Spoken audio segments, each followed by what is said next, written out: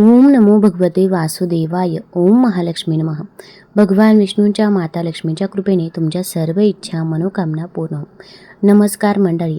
आज आहे अधिक मासाचा 7वा दिवस आणि आज आपण बघणार आहोत अधिक मास महात्म्य अध्याय 7वा.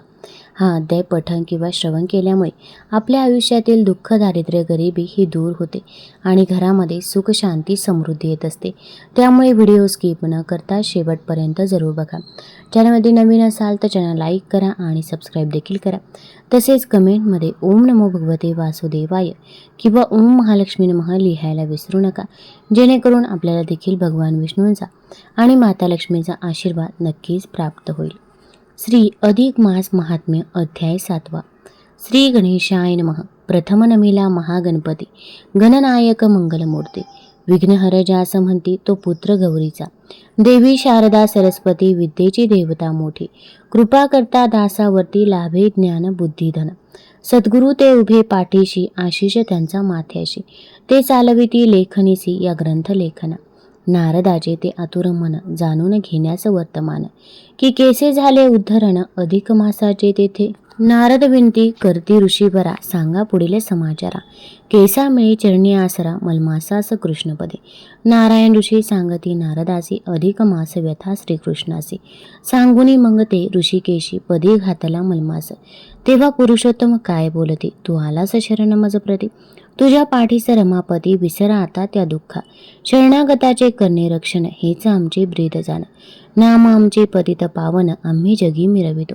मी नाम देऊन माझे जगी महत्व वाढविन तुझे. पुरुषोत्तम मास नाम दुचे आजपासून रे तुझे. यापुढे तुझे जगतात प्रसिद्ध नाम होईल विख्यात. श्री पुरुषोत्तम मास प्रख्यात महापुण्यकारकते. मी जैसा गा पुरुषोत्तम तेसाच तू ठरशील उत्तम. मजसारखा तुझा पराक्रम वाढेल गुण कीर्ती. तुला नाही स्वामी म्हणती तरी मीच तुझा स्वामी पुरती. आता अनाथ कोणी तुझ प्रती नाही जगी म्हणणार. हे कोणी कृष्ण वचन सानंदले त्याचे मन. तेने त्या कृतज्ञता भावानं हरिचरण प्रक्षाळिले. स्मितरेषा गालावती त्याची या झाली उमटती. आसवांची पुष्पे होती कृतार्थ झाला मलमास. कृष्ण म्हणतसे श्रीहरिदेवा हा भाग्यवंत मास माधवा. जरी हा मास असे 13वा तरी महापुण्यमय. पूजा करता या मासाची वृद्धी होत असे पुण्याची. अधिक मास संधी जोडण्याची पुण्य आपल्या पदरास. वर्षाचे इतर 12 मास ते सकाम असती अशेष. अधिक मास निष्काम विशेष मोक्षदाता होईल. या मासी जे मनुष्य प्राणी पुण्याचे करतील जोडणे. त्याचे भवदुःख ताप जीवनी नुरे दैन्य दारिद्र्य. स्नान दान पूजा पोथी सद्भावे जे अर्चना करते त्याची होय पाप निष्कृती पदरी पुण्य पडत असे. पूजा या अधिक मासाची ती ठरेल पूजा माझी. मी प्रसन्न होऊन भक्ताची मनोकामना पूर्वीन. माझ्या कृपा प्राप्तीसाठी जपी तपी करते आटाआटी. तरी न मी तया भेटली ऐसा दुर्गम मी असे. परी जो या अधिक मासाचे व्रताचरण करील तयाचे. तयासी मी सहजचे लाभत असे भाग्याने. जरी करती यत्न अनेक तरी न पावे कोणा एक. माझा लाभ दुर्लभ कित्येक केले जरी साधना. यापुढती या मासी लोक करतील सत्कार्याचे. त्या सत्कार्याचे फल त्यासी शीघ्र ते लाभेल. इतर 12 मासांची उपासना जितके पुण्य देई लोकांना त्या कित्येक पट जाणं अधिक पुण्य या मासी. ही सुसंधी 3 वर्षांनी एकदाच येते फिरवणे.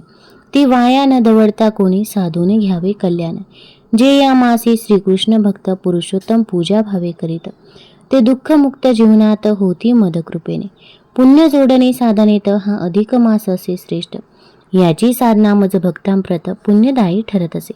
इतर मासी जितके पुण्य पडे त्याच्या पदरी जाण त्याच्या कितीतरी पटीनं ये मासी पुण्य मिळे. करिता चातुर्मासाचे व्रताचरण जे पुण्य देईल पदरी बांधून ते पुण्य जाता सरून पुनरुपी जन्म मागुता. परी आदरे या अधिक मासात स्नान दान सेवा व्रत आचारिता ते श्रद्धायुक्त तरी मोक्ष मुक्ती ते. पुरुषोत्तम मासी पुरुषोत्तमाची जे सेवा पूजा करते माझी त्यांना प्राप्त होय सद्गुती. येती माझी धामास. जो माझी या जवळी आला जन्म मरण नाही त्याला. तो जीवनमुक्त झाला जोडिता माझ्या पदासे. जेथून नसे पुनरागमन तेच माझे अढळस्थान. लाभे जीवास परमभाग्याने या मासाच्या उपासने. या मासाचा मी स्वामी श्री पुरुषोत्तम या नामे. याची उपासना करता कमी पडे काही कोणास. माझ्या भक्तीला प्रमाद अक्षम्य तो अपराध, परी अधिक मासाचा भक्त क्षमेस पात्र ठरत असे.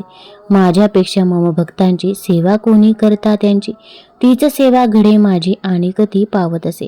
माझे भक्त प्रिय मजला मला त्यांचा असे लळा, मी भेटी देतो त्याचे गळा धावत वेगे जाऊने. मी धावून उठाउठी उभा राहतो त्यांची पाठी, ते जरी का संकटी पडती तरी मी संकट निवारितो.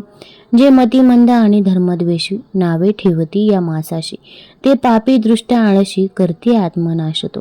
जीवोद्धाराची संधी दवडता भोगणे लागे दुःख दारिद्रता, अधर्म अविचारे वर्तता उघडती दारे नरकाची. वेडे वाकुडे वाद करते उगा दुसऱ्यास दोष लाविती, अधिक मासा जे धिक्कारिते जाती अधोगतीस. 3 वर्षांनी होय उत्तीर्ण अधिक मास काळ पुण्य, न करी जो धर्माचरण कुंभी पाकी तो पडे.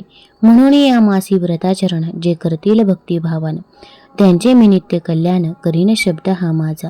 ऐसे लाभता श्रीवरदान मलमासाचा वाढला मान, ये मासी करता साधन अधिकस्य अधिक फलम. हे ऐकून कृष्ण वचन संतुष्ट झाले सर्वांचे मन.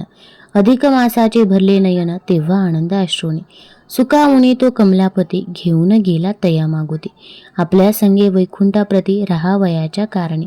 कथा भाग हा संवादाचा नारद आणि नारायणाचा अधिक मास महात्म्याचा संपूर्ण इथे झाला असे.